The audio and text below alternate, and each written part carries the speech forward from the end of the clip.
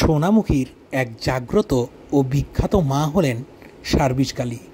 লোকমুখে শোনা যায়, যে ভক্ত মায়ের কাছে মানত করেন তার জীবনে আসে সাফল্য। কেউ চাকরি পান, কেউ আবার হয়ে ওঠেন সফল ব্যবসায়ী।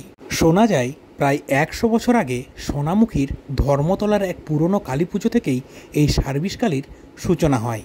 সেই সময় এক স্থানীয় পরিবহন ব্যবসায়ী সৃষ্টিধর চক্রবর্তী সরকারি পারমিট না পেয়ে খুব বিপদে পড়েছিলেন। শেষমেশ তিনি মা কালীর কাছে মানত করেন, মা, যদি আমার লাইসেন্স পাই তোমাকে প্রতি বছর পুজো দেব। অল্প দিনের মধ্যেই পারমিট পেয়ে যান।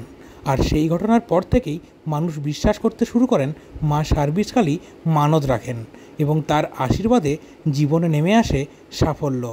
এইভাবেই শুরু হয় 16 আনা সার্বিসকালী মাতার পুজো, যা আজ সারা সোনামুখী এমনকি আশেপাশের জেলাতেও এক আধ্যাত্মিক বিশ্বাসে পরিণত হয়েছে। দূর দূরান্ত থেকে মানুষ আসেন মায়ের কাছে, কেউ আসেন চাকরির আশায়, কেউ আবার ব্যবসায় উন্নতির জন্য। এই হলো মা সার্বিসকালী মায়ের ছোট্ট ইতিহাস।